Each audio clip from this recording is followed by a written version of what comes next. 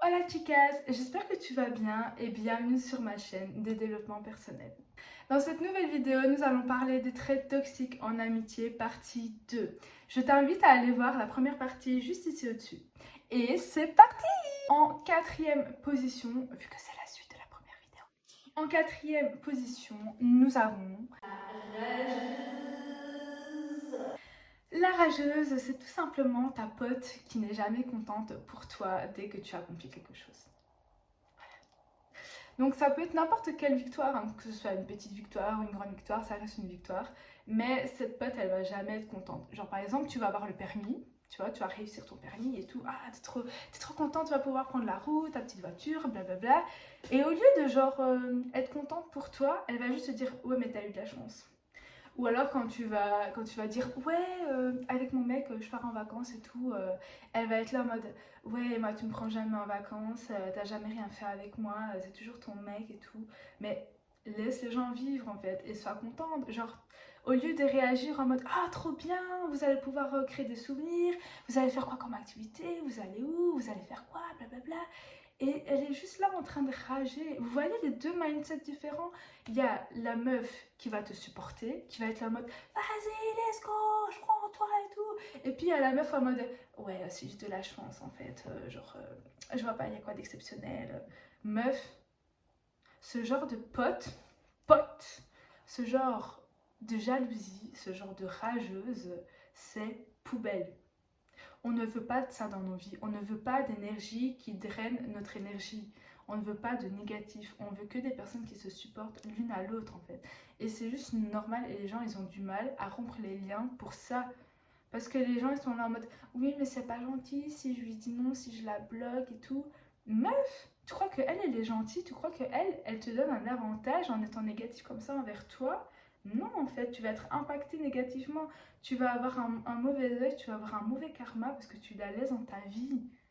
Moi honnêtement j'ai une grande facilité à couper les liens avec les gens et c'est peut-être bien ou mauvais, je sais pas, il n'y a pas de bien ou mal. C'est juste que je priorise mon bonheur. Et en fait, les gens, ils comprennent pas. Mais moi, je bloque sur les réseaux et dans la vraie vie. Si je vois qu'il n'y a aucun intérêt à te garder dans ma vie, je ne te garde pas, c'est tout. Si tu me manques de respect, c'est ciao, c'est... Et en cinquième et dernière position, nous avons la drama queen. C'est quelqu'un qui apporte juste de la négativité, qui crée des embrouilles alors qu'il n'y a rien, clairement rien, et en fait qui juste, pour résumer son état de vie, s'ennuie dans sa vie. Voilà. Quand tu t'ennuies dans ta vie, tu as juste besoin d'un peu de piment, tu vois. Mais au lieu de prendre du piment positif, elle va prendre du piment négatif. Genre toi, le piment qui pique bien fort et qui emmerde tout le monde, elle va prendre celui-là, voilà, elle va créer des problèmes là où il n'y en a pas. Elle va juste créer des problèmes. Elle va dire ouais elle m'a dit ça sur toi, tu devrais aller parler avec elle, et donc toi tu vas aller parler avec elle, et elle va être là en mode mais j'ai jamais dit ça et tout, pourquoi tu m'insultes, blablabla. Et là il y a un drama qui commence à se créer, tu vois, et la meuf au départ, donc la drama queen qui t'a dit ça, elle va être là en mode ah mais j'ai jamais rien dit, c'est pas ma faute, hein, voilà. Alors que si c'est sa faute, c'est elle l'élément déclencheur.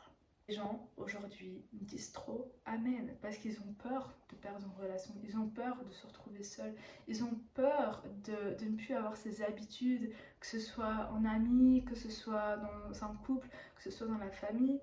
Mais si la personne te manque de respect et que tu acceptes ce manque de respect, tu te manques de respect à toi-même parce que tu ne connais pas ta valeur, parce que tu ne t'aimes pas.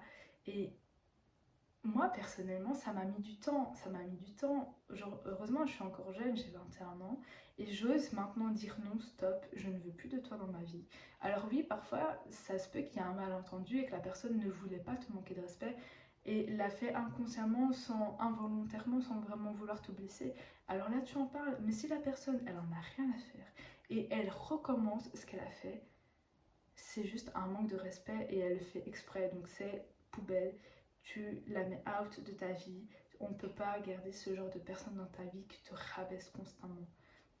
Tu as besoin d'être entouré de personnes positives pour évoluer. Tu as besoin d'être entouré de personnes qui croient en toi, qui te poussent à être meilleur chaque jour. Sinon, ça ne sert à rien. Et en fait, tu vas juste stagner dans ta vie et tu vas juste être dans un trou à rats où les personnes vont juste te mettre de la merde dessus. Parce qu'ils sont là, parce qu'en fait, les gens, ils s'ennuient, ils sont jaloux. Et c'est rare, en fait, les gens aujourd'hui qui croient vraiment aux autres. Parce que souvent, les amitiés aujourd'hui sont hypocrites.